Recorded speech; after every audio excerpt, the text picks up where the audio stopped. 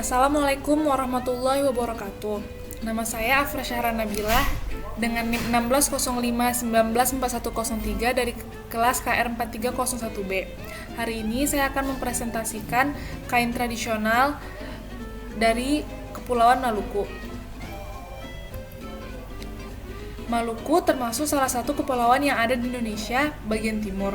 Kepulauan Maluku adalah sekelompok pulau yang terletak di lempeng Australia dan berbatasan dengan berbagai pulau, seperti Pulau Sulawesi, Papua Nugini, Pulau Timur, dan juga Palau. Maluku sangat terkenal dengan hasil rempah-rempahnya. Namun kali ini saya akan membahas kain tradisional dari Maluku, yaitu batik Maluku. Batik Maluku merupakan persembahan warga Maluku untuk menghadirkan berbagai motif khusus yang digali dari ada budaya lama negeri di tanah Maluku sendiri. Batik Maluku ini dirancang dengan memadukan etnik tradisional dan teknik desain modern untuk tampilan yang lebih elegan dan kontemporer, namun tetap dikerjakan secara tradisional. Salah satu upaya pengrajin batik Maluku untuk melestarikan batik Maluku adalah dengan melakukan pendekatan ke pemerintah daerah dan juga mengikuti pameran-pameran sekitar, sehingga pemerintah daerah dapat membantu melestarikan batik Maluku ini dengan dijadikan seragam aparatur sipil negara atau ASN. Motif ornamen yang terdapat pada kain batik Maluku adalah seperti pala, cengkih, peta Maluku, flora fauna Maluku, parang, salawaku, dan tifa totobuang. Bisa dilihat di lingkaran kuning ada motif flora fauna Maluku dan juga ada motif parang dan juga ada motif pala.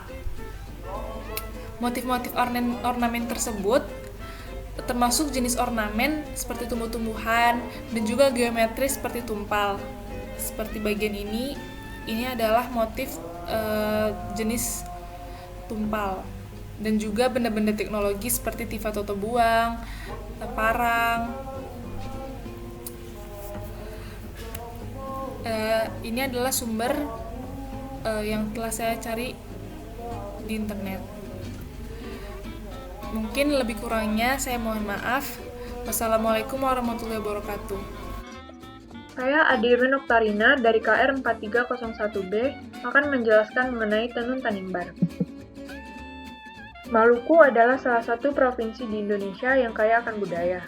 Salah satu warisan budaya Maluku yang kaya akan nilai seni yaitu taispet atau biasa dikenal dengan Tenun Tanimbar. Secara singkat, masuknya Tenun Tanimbar berhubungan dengan ekspedisi perdagangan kain tenun sutra bangsa Tiongkok dengan bangsa lainnya yang dikenal dengan jalur sutra. Kemudian, penyebaran kain tenun di Indonesia diawali dengan kunjungan Laksamana Cheng Ho dan Mahuan ke Majapahit.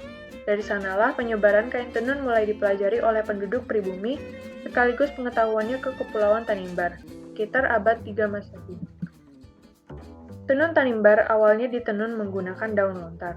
Seiring berjalannya waktu, akhirnya beralih menggunakan kapas. Pewarnaannya menggunakan pewarna alam seperti dedaunan, taun, kinur, kulit mangga, kunyit, batang bakau, dan lain-lain. Sekilas, tenun Tanimbar memang terlihat sederhana. Padahal di balik itu tenun Tanimbar sangat syarat akan makna. Sumber inspirasinya adalah lingkungan sekitar, sekecil apapun bentuknya. Contohnya, ada motif bulan sabit, bendera bergigi, motif hati jagung, motif isi kenari, motif kembang enau yang sedang mekar, dan motif ruas bambu.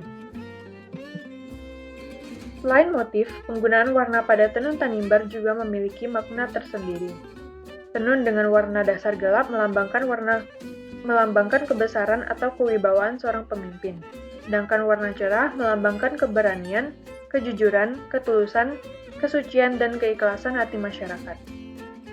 Tenun Tanimbar dapat digunakan oleh siapa saja, karena masyarakat Tanimbar menganut sistem kekerabatan lebit lokat atau emas untuk semua, yang bermakna setiap individu memiliki hak dan kewajiban yang sama. Penggunaan tenun Tanimbar sangat erat dengan adat istiadat.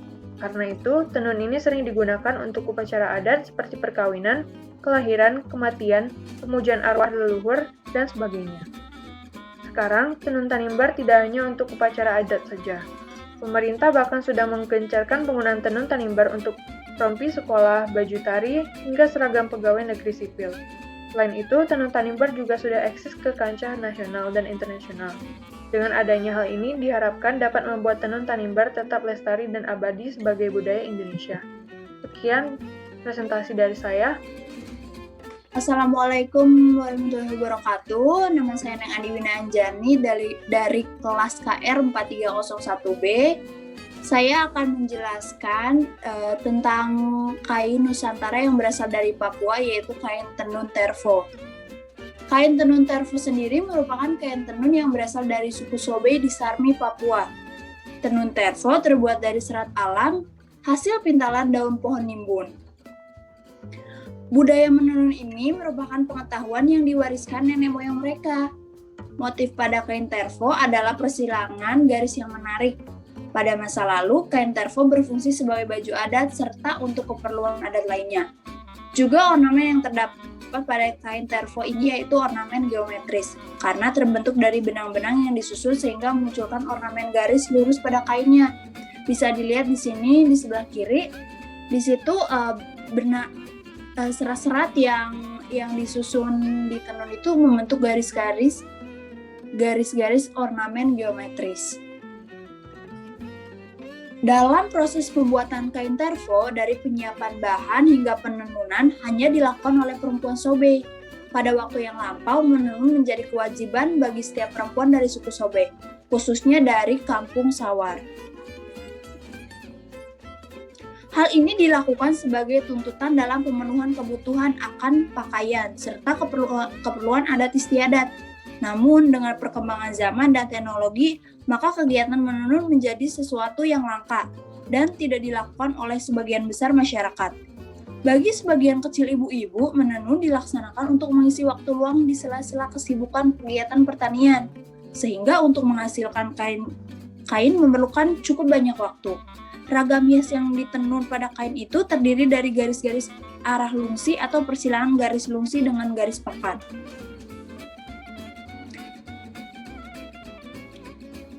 Proses pembuatan selebar kain tenun terfo membutuhkan waktu sekitar 1 bulan, mulai dari pengambilan bahan dari hutan, perebusan daun nimbun, pewarnaan, pemintalan menjadi benang hingga proses menenun. Sebagai bahan hanya bagian daun pucuk muda pohon nimbun yang bisa digunakan. Pewarna setiap helai benang pada kain terfo juga menggunakan warna alam. Dalam proses pewarnaan, daun palem dikeringkan selama 3 hari. Kemudian direbus selama 1 jam, hingga serat-seratnya terlepas.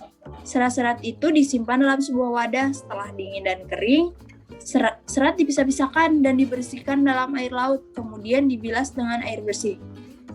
Kemudian serat-serat itu dikeringkan dengan dijemur selama beberapa jam dan dipilih menjadi benang. Benang selanjutnya dicelup ke dalam bahan pewarna merah, hitam, kuning, atau biru. Kemudian masuk proses penenunan menggunakan alat tenun gedogan yang sederhana. Sebelah kiri ini merupakan contoh dari serat-serat benang pada pohon nimbun. Proses yang alami dan memakan waktu lama ini menentukan nilai kain tenun terfo. 1 lembar tenun terfo seharga 1 juta. Para penenun terfo sangat sedih ketika ada pembeli yang menawar dengan harga rendah, sebab menurut mereka butuh waktu lama dalam proses pembuatan kain terfo ini.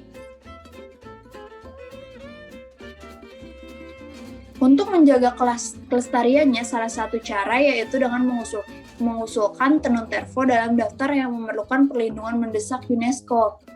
Tenun terfo dapat dikategorikan sebagai warisan tak benda.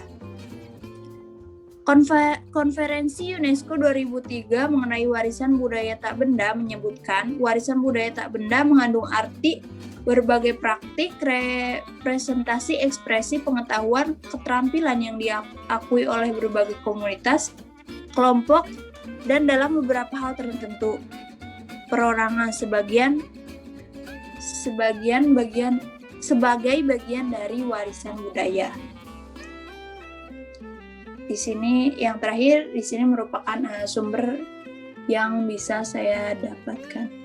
Saya Sabrina Kristiani, NIM 1605-191100, akan menjelaskan mengenai batik Papua.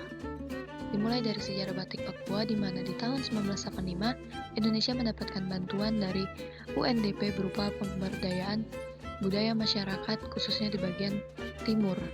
Masyarakat Papua diajarkan untuk membatik, di mana pelatihnya didatangkan langsung dari kota Jogja. Ketika masyarakat Papua sudah mampu membatik, mereka mulai mengembangkan batiknya sendiri dengan membawa kekhasan yang ada pada daerah Papua. Motif batik Papua memiliki ciri khas dengan motif yang asimetris dan warna-warnanya yang cerah. Beberapa karakteristik batik Papua diantaranya menampilkan motif yang berwarna terang atau warna yang ceria. Kemudian dikombinasikan dengan motif etnik Papua yang membuat batik Papua terlihat eksotis. Kemudian banyak menampilkan unsur alam dan peninggalan arkeologi yang tersebar di daerah Papua. Batik khas Papua tidak hanya melambangkan budaya masyarakat, namun juga menorehkan lambang sejarah arkeologi di dalamnya. Kekhasan ini terlihat juga ketika si pemakainya akan terlihat lebih anggun dan menarik. Kemudian, coraknya mengikuti perkembangan pasar sekaligus memperkenalkan beragam budaya yang terdapat di Papua. Kemudian motif batik Papua. Yang pertama ada motif cendrawasih, yang merupakan motif batik paling terkenal di antara motif batik Papua lainnya. Selanjutnya ada motif asmat, motif prada, motif tifahonai, motif santani, motif kamoro, dan motif asimetris. Bahan dan kain batik Papua. Umumnya, bahan kain batik Papua tidak jauh berbeda dengan bahan kain pada batik umumnya. Namun, karena cuaca di Papua yang sedikit lebih panas, sehingga masyarakatnya menggunakan beberapa kain yang lebih menyesuaikan dengan cuaca di daerah Papua. Beberapa kain yang digunakan adalah katun dan sutra. Namun di beberapa daerah mereka menggunakan kain santung. Proses pembuatan batik Papua. Pada umumnya proses ini tidak berbeda dengan proses pembuatan batik pada umumnya. Untuk batik tulis sendiri dimulai dari sketsa, kemudian mencanting, dicelupkan ke warna, kemudian lorot, dijemur, dan mengulangi beberapa step yang diulangi. Kemudian untuk batik cap sendiri dimulai dari capnya, kemudian diwarna dan dilorot. Dalam proses pembuatannya biasanya mereka sudah terbiasa dengan wanita melakukan batik tulis dan pria batik cap. Untuk pewarnaan sendiri, pada awalnya mereka menggunakan pewarna alami, namun semakin lama mulai bergeser ke pewarna sintetis karena permintaan konsumen. Sekian dari saya, terima kasih.